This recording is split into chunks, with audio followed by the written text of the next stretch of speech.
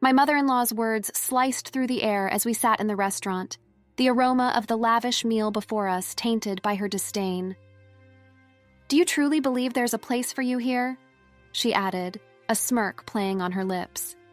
"They're just a daughter-in-law, not blood," she continued, her hand waving dismissively, a gesture that felt like an invitation to leave. Anger coursed through me, making my hands tremble as I pushed back my chair to stand.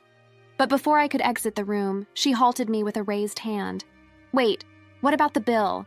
If you're leaving early, leave the money," she demanded, a smug expression on her face. I met her gaze with a defiant smile. "Why would I pay for a stranger's bill?" I retorted. "My name is Maya, a 29-year-old office worker. My husband Terrell and I are content in our relationship, except for one persistent problem: my overbearing mother-in-law. Living close to her, she invaded our lives, criticizing my cooking and homemaking skills. Uninvited, she'd barge in, pointing out every flaw, all while pretending to be a concerned mother. When I complained to Terrell, he didn't believe me. In his eyes, his mother was just a loving parent, blind to her manipulations. As time passed, her intrusions grew worse. Armed with a key my husband had given her, she'd enter our home, criticizing and complaining about everything. She even tarnished my reputation with the neighbors, spreading lies about me. I pleaded with Terrell to move away, but he remained indifferent, busy with work. Then a turning point arrived. His successful project led to a promotion and a significant salary increase. Seizing the opportunity, I suggested expanding our family. Now that our income has grown, perhaps it's time to think about having children, I proposed, hoping this positive change might finally open his eyes to the toxic presence of his mother. I thought it was a good idea, but if we're considering having children, I prefer to live in a more child-friendly town. There are very few child care centers here, and there are no parks for children to play in. Isn't it time for us to move? Finally, my husband gave a positive response about moving, and I was happier about this than the news of his promotion. However, that feeling didn't last long. The next day, my mother-in-law came over as usual without any notice. I was fed up, assuming she had come to nag again, but something seemed different this time. I've decided to celebrate my son's promotion, so I've reserved a restaurant. It's a very expensive place, but it's elegant, the food is top-notch, and the staff's attitude is wonderful. It has a great word-of-mouth reputation, she said, inviting me to join. "That's nice, good for you," I replied, trying to be polite, although I was as unfriendly as ever. "Well, never mind. I want you to come to this restaurant too. Please come," she insisted. "I'll check my schedule, but it's probably impossible," I added. "Don't say that. We'll be waiting for you," she insisted. Even though I answered that way, she just smirked and left. Until now, she had been excluding me, but now she was inviting me and saying she'd wait. There must be something going on. When I asked my husband when he got home, he said he had already told his mother that we would go together. She had reserved that restaurant for us, and he was looking forward to it. "Do you feel the same way, Maya?" he asked. "Sorry, but I'm not looking forward to it.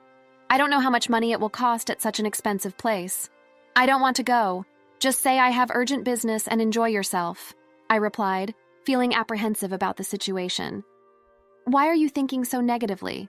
Besides, it's not just us going to the restaurant. My brothers are bringing their wives too. It would be bad if you didn't come with the whole family," my husband insisted, excited about going to a fancy restaurant for the first time. Even though I didn't want to, I felt compelled to comply. My words no longer reached my husband if he believed my mother-in-law more than me. I decided to record her harassment with a voice recorder I bought online. She was probably planning to harass me at the celebration too. I would record her voice and play it for my husband. If he still defended her, I would divorce him. With that decision, I felt a bit better. Still, the day to meet my mother-in-law at the restaurant was depressing, and I kept sighing. I hardly knew my husband's brothers, having only met them at the wedding, and I had no memory of talking to their wives beyond greetings. Hey, did you love and enjoy the story? Take a moment to like and subscribe for more. When we arrived at the restaurant, the waiter led us to a large room where my mother-in-law, the other son and his wife, and the third son and his wife were already seated. The lavish spread adorned the table with just one vacant seat. My husband, puzzled, tilted his head in confusion. Did the waiter make a mistake with the number of seats? He wondered aloud. "I'll go ask. Everyone, start eating," he said, leaving the room. The moment he stepped out, my mother-in-law stood up, her expression twisted into a sneer. There's no seat for you. Why should I invite a stranger who just married my son to a family celebration? She said, her tongue dripping with disdain. So, I'll give you a choice. Show your sincerity and be accepted as family, or leave and never show your face to me again. Choose now. I'm leaving, I answered without hesitation. My mother-in-law was momentarily flustered. Did she think I would beg her to recognize me as a family in this situation? No way. Listen to the end. If you pay the entire bill here, I'll recognize you as Terrell's wife. You must be frustrated being treated as a stranger, so pay up and become family, she demanded. I told you I'm leaving. Why should I pay for someone else's family's bill? I retorted, turning my back on her. My mother-in-law slammed the table and shouted, Don't you get it? I'm offering to make you family. Are you okay with being a stranger? Pay up! No, I'm fine being a stranger. Since I'm a stranger, I won't pay for your meal.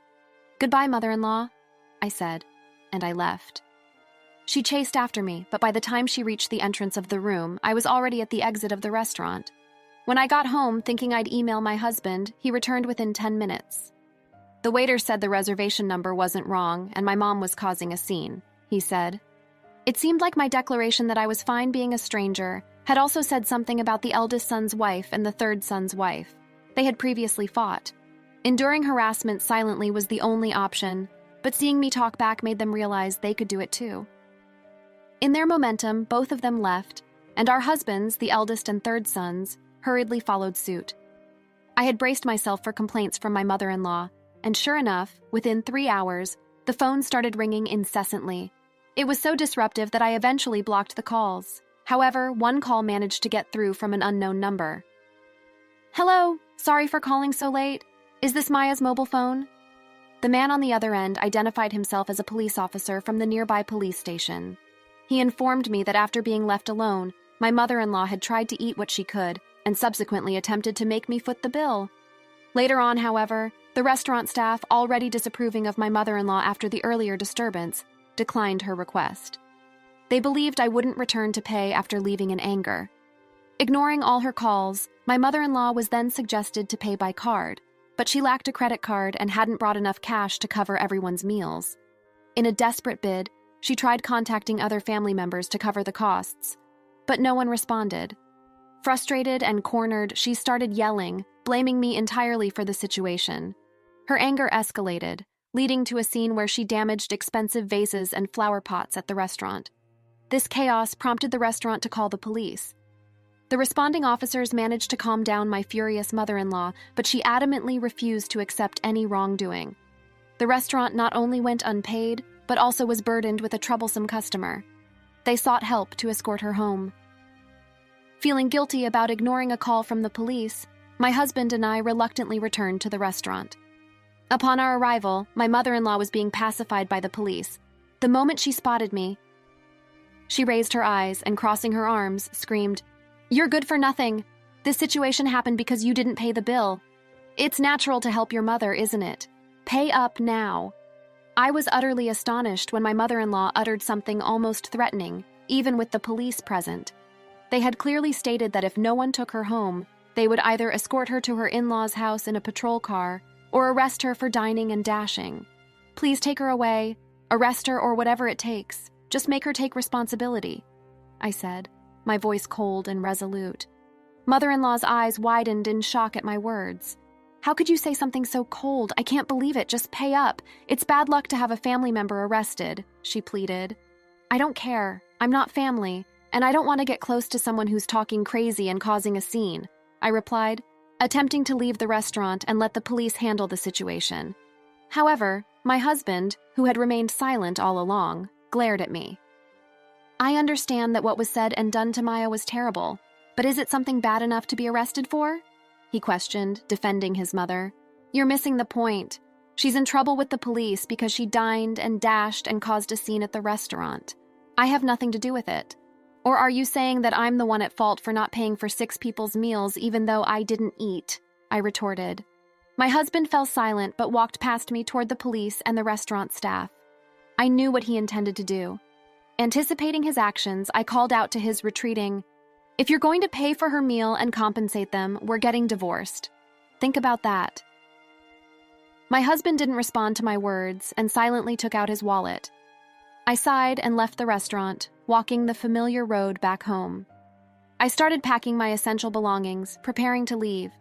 Just before the date changed, my husband finally returned. Mom's not getting arrested. It seems she was really in the wrong, but the restaurant said they'd forgive her if I compensated them and promised she'd never come back. I didn't have nearly enough money, so I had my brothers come and help. "Oh, I'm so tired," he explained, his voice weary. He continued rambling about what happened after I left, seemingly annoyed by my lack of reaction.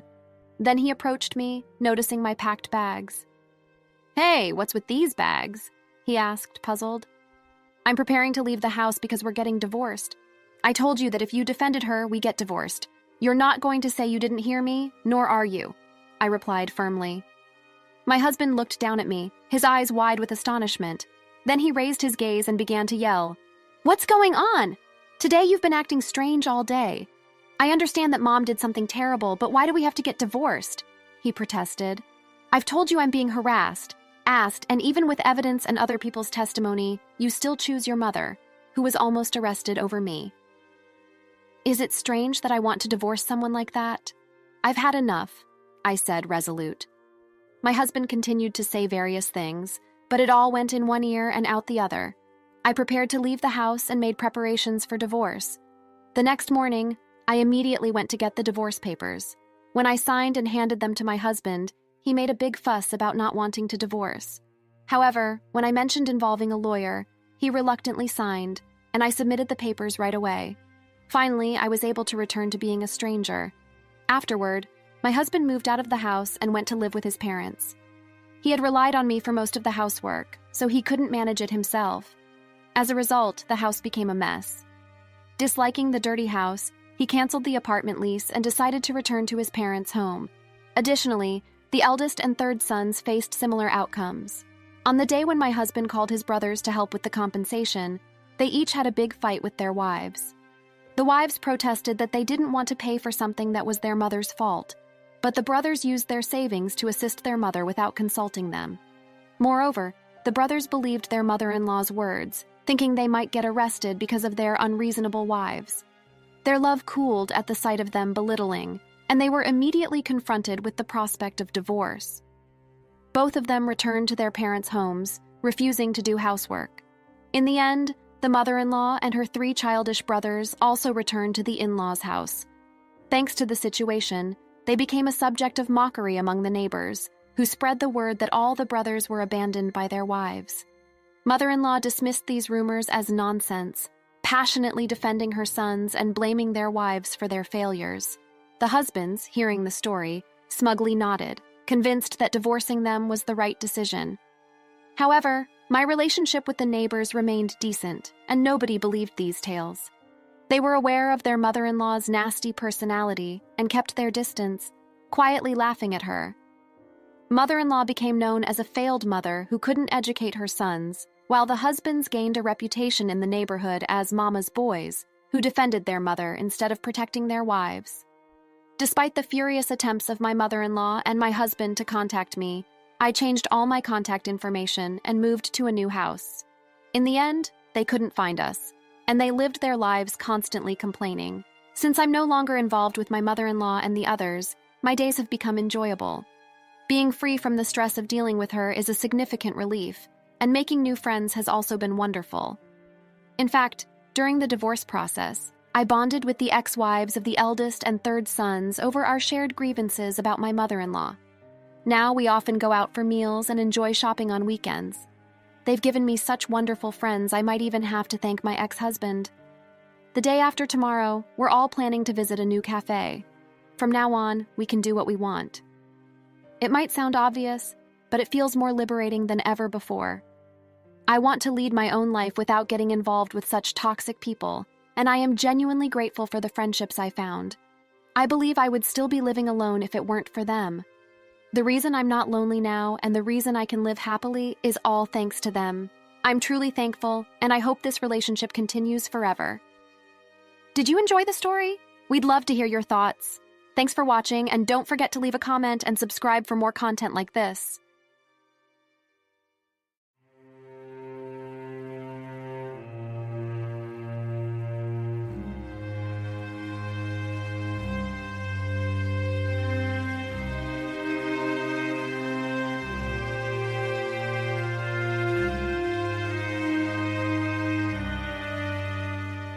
All right, everyone's presentations are done, Nick, the manager, said as he tried to move the discussion forward.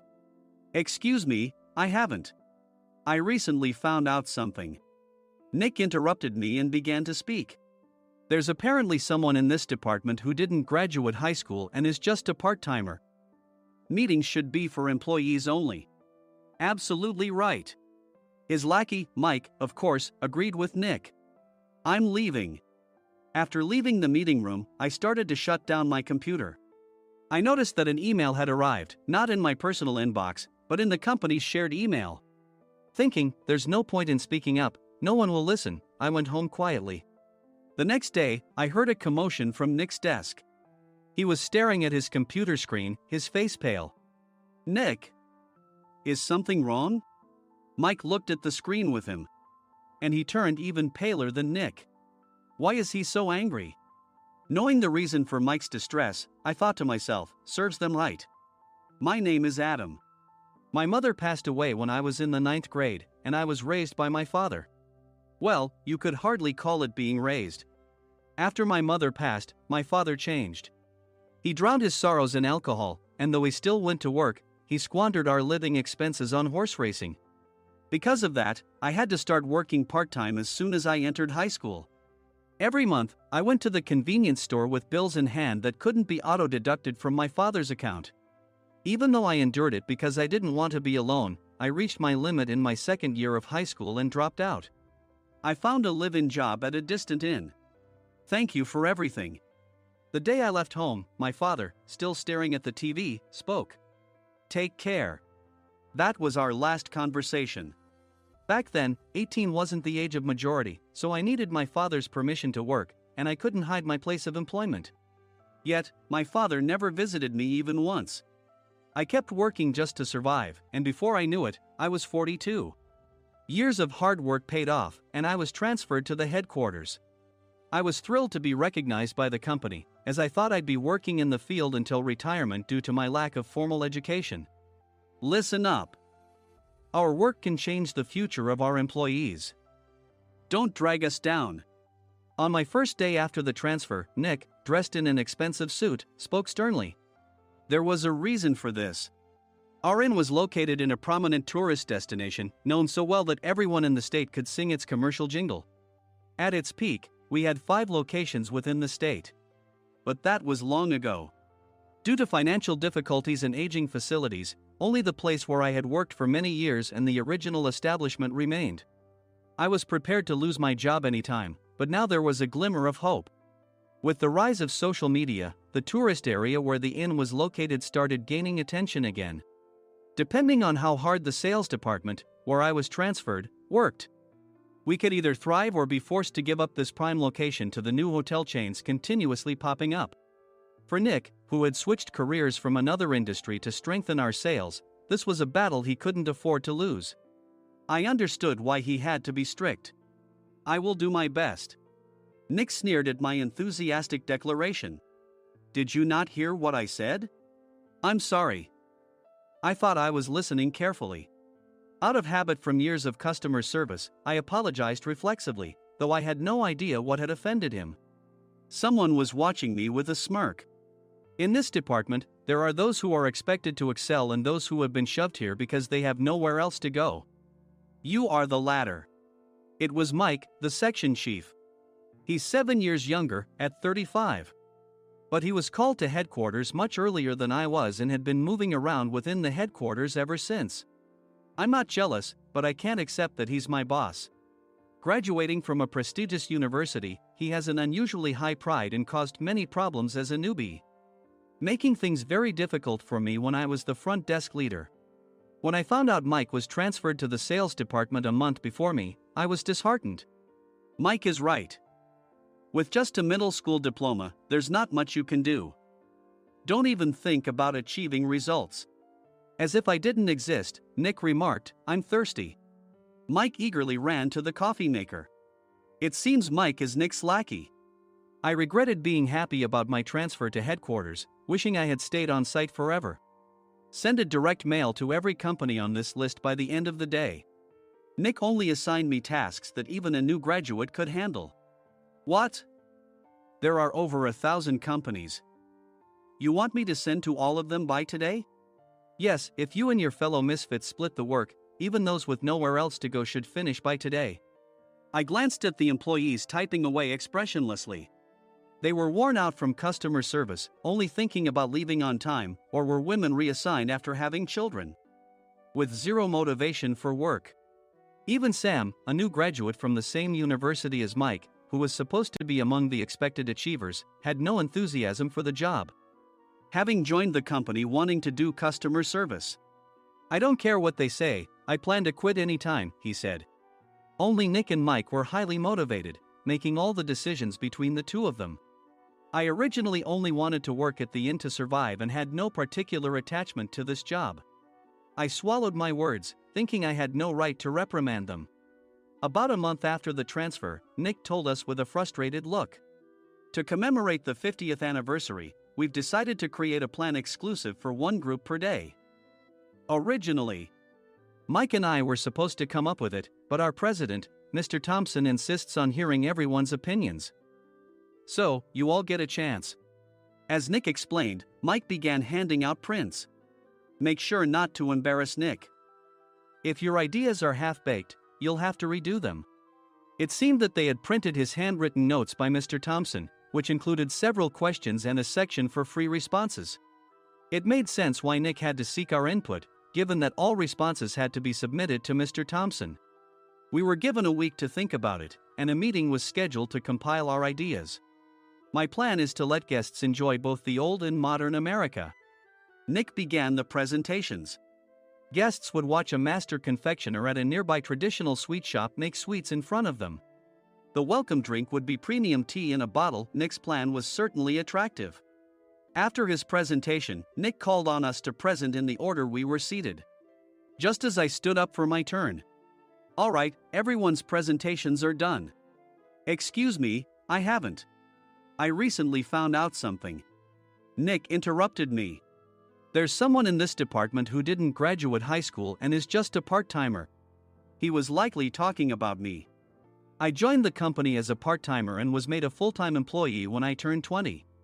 That was 20 years ago, so Nick and Mike probably had no chance to know until recently. Meetings should be for employees only. Absolutely right. After that, Nick kept creating opportunities to solicit everyone's opinions, purposefully excluding me from speaking. The meeting unexpectedly heated up and went past the scheduled end time. A few people asked to leave, and the discussion continued with the remaining few. Still here? Normally, you'd leave in that situation. Though I had no attachment to the job initially, hearing kind words from customers made me want to make them happier. For someone like me, with nowhere to go, the inn was my home and customer service was my life. I felt pathetic about my current self. I'm leaving. I left the conference room and started shutting down my computer. I noticed an email had arrived, not in my personal inbox, but in the company's shared email. Thinking no one would listen to what I had to say anyway, I quietly went home. The next day, while preparing the DM as instructed, I heard a commotion from Nick's desk. In his haste to stand up, he hit his knee on the desk. He stared at his computer screen, his face pale. Nick! What's wrong? Mike, thinking he should be the first to rush over, approached Nick while still wearing his coat. He peered at the screen with Nick. And he turned even paler than Nick. Why is he so angry? Who is responsible for this company? Nick, more irritated than ever, asked, and Mike answered without checking. Probably Sam. Sam wasn't there because he was attending a morning training session for new hires. Nick gave up on getting angry and returned his gaze to the screen. They were looking at an email that arrived right after the end of the working day yesterday. Apparently, no one, including me, had checked it before leaving. The email was from a large company that used us for their annual employee trips. The president and executives of that company also frequently used our services personally. President of the company, Mr. Mason himself had declared that neither he nor his company would ever use our services again. Well, some companies cancel their employee trips or stop using our services due to financial struggles. Let's just move on. Mike kept wiping the sweat from his forehead with a handkerchief. Knowing why Mike was so agitated, I quietly watched their interaction. Do you know how much revenue we get from that company? We can find other guests to fill the rooms, but we'll lose the banquet costs. Gift shop revenue, rental car fees, and more.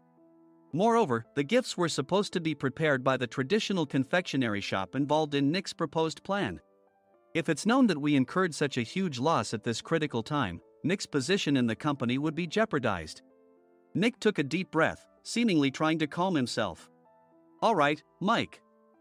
Go to New York right now and apologize to Mr. Mason. What? You're coming with me, right? I have urgent work to do. I trust you, which is why I'm entrusting this to you. Please. Mike, believing Nick's sincerity, agreed with a determined look on his face, saying, yes. That's Nick for you. Even if Mike went to apologize, Nick would shift all the blame onto him if the client didn't change their mind. Well, it was Mike's fault to begin with, so it served him right. About 3 hours later, Sam answered a call from somewhere and repeatedly apologized, saying, I'm very sorry. Everyone watched to see what was happening. After ending the call, he informed Nick with a weary tone. When Mike arrived at the client's company, he only made things worse, further infuriating Mr. Mason. He was demanding, get his boss here immediately. It was no wonder Sam was exhausted, dealing with such a call right after returning from training. What is that idiot doing? All right, Adam, you're coming with me. If sacrificing Mike didn't work, then I must be next. Normally, I'd want to refuse at all costs, but I saw an opportunity in this situation. If I can be of assistance, I'd be happy to join you. I immediately followed Nick, and we flew to New York. When we introduced ourselves at the reception, it became clear how serious the situation was. As the receptionist personally escorted us to the president's office. Angry voices leaked through the door, making both Nick and me uneasy. Excuse me. I'm Nick, the supervisor. I understand my subordinate has caused you trouble, and I deeply apologize. Nick, with his experience in the corporate world, knew enough to offer an apology before excuses.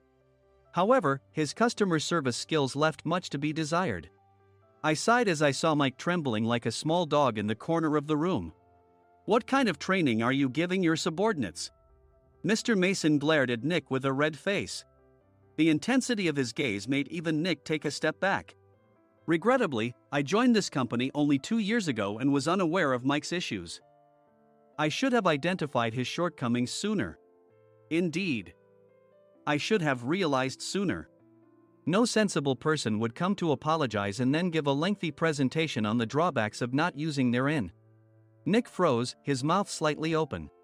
Suspecting the worst, I picked up the documents that had fallen to the floor. It seemed Mike hastily prepared these documents on the plane, listing the disadvantages. Disadvantage 1: if you change the venue for the company trip, employees might suspect it's for cost-cutting reasons, leading to a negative impression. Reading it aloud half-jokingly, Nick snatched the papers from my hand and checked the contents with a furious expression. Among the stack of documents was a receipt from a nearby convenience store's copy machine. I felt a pang of dread, hoping he hadn't shown the receipt as well. What do you think he said when I asked what kind of nerve he had to do this? I'm very sorry. Faced with the dire situation, Nick must have thought there was nothing left to do but apologize. In a voice smaller than I'd ever heard from him, he uttered words of apology. He said, I'm a Harvard graduate. I don't believe I said anything wrong. Mike, what have you done? Forgetting his plan to pin the blame on Mike, Nick yelled loudly, even in front of Mr. Mason. I didn't do anything wrong. You're still saying that? Look at him. Mike pointed at me with a shaking hand. I was assigned to headquarters in my 20s and now I'm a section chief. This guy only made it to headquarters at 42. Everything I've done proves I was right. So why are we losing the contract? Having said his piece, Mike collapsed to the floor. Of course. You were sent there because you had nowhere else to go. Mike never expected to hear such words from someone he looked down upon. He lunged at me, and Nick hurriedly stepped in to stop him. Mr. Thompson told me Mike is a quick thinker, and to take good care of him. There's no way he was pushed aside. Don't make things worse here. He didn't say quick thinker, he said only quick-witted, didn't he? I don't remember that part. I recalled the many troubles Mike caused when he was a newbie. When Mike was on the front line, his pride was so high that he never apologized to customers. Customer service, especially in our job, doesn't work alone. It brings both good and bad situations. If the front staff or housekeepers made mistakes, or the cleaning company didn't properly clean a room, one had to apologize to the customers regardless of personal fault. Mike, in such situations, would never apologize, insisting he wasn't at fault. This often angered customers, and as the front desk leader, I frequently had to apologize on his behalf. He caused complaints and disrupted operations, which is why he was quickly moved to headquarters. In departments where he didn't interact directly with customers, his quick thinking was beneficial and things went well. But it seemed his flaws were starting to show. Corporate reservations are supposed to be entered into the system by the sales representative. But a quick check yesterday revealed that more than 10 items were missing from the client's reservation. The handover document clearly stated what needed to be prepared. Why didn't you enter it into the system? Why do we have to give them special treatment? Filling rooms near the banquet hall, setting up all the food in advance. Specifying the brand of wine, they're too demanding. No wonder he always angered customers, I thought, feeling a headache coming on.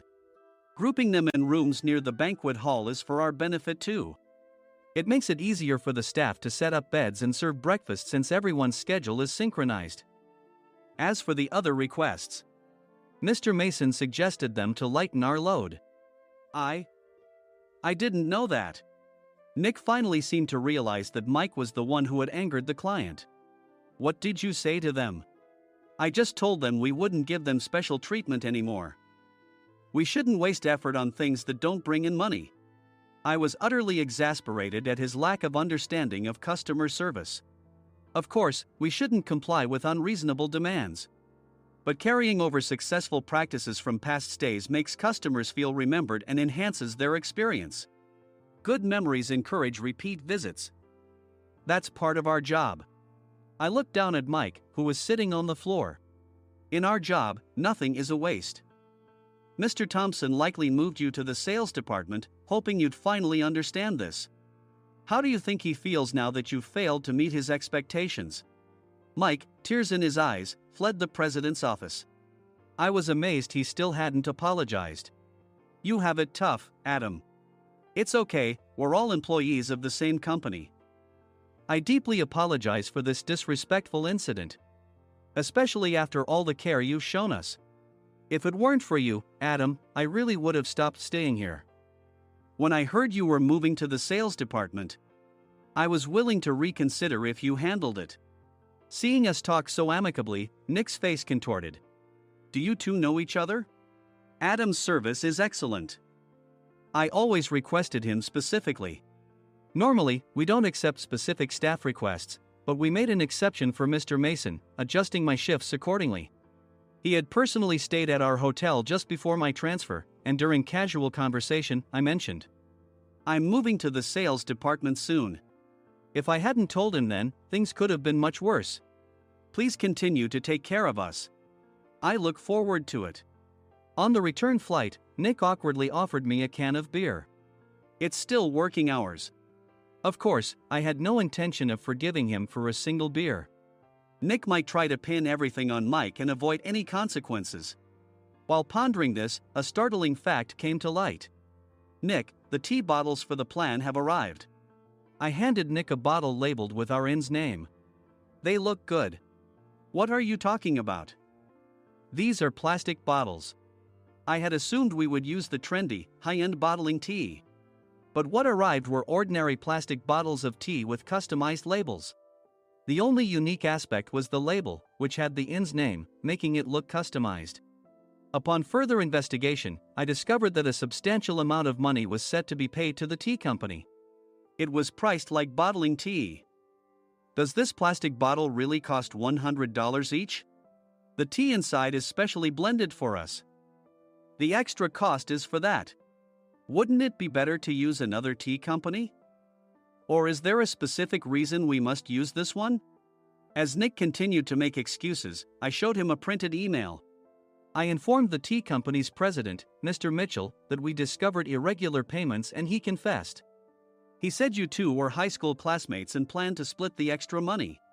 That idiot. Why did he confess? That's not important. You should worry about yourself, this could turn into a police matter. Opening the bottle cap, I suggested. How about calming down with this tea? It supposedly has a relaxing effect.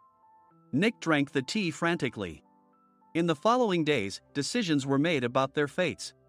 Mike was reassigned to the General Affairs Department, with no chance of transfer or promotion, as per Mr. Thompson's orders. As for Nick, since the payment to the tea company hadn't yet been made, he narrowly avoided legal trouble. Instead, he was encouraged to leave the company, and to avoid further complications, Nick submitted his resignation. Rumor has it that connections between HR departments have made it difficult for him to find new employment. Even though it was good to have those two gone, something unexpected happened in the sales department. Everyone became motivated and united in refining the 50th anniversary plan. In the end, my plan was adopted. We collaborated with the Tourist Information Center to provide personalized guides. The plan, tailored to the number of guests, was truly special for the 50th anniversary. Hey, is Adam's family coming to stay? I immediately booked that special plan for my family. Sam noticed it on the reservation list and quickly picked up on it. Yes, I'm inviting my father. That's great. I might invite my parents too. I lacked the courage to face my father just as Adam. But here, with the confidence Mr. Mason praised, I felt ready. The 50th anniversary plan was a perfect opportunity to reconnect with my father. I hoped to bring back the days when we could laugh together as we once did.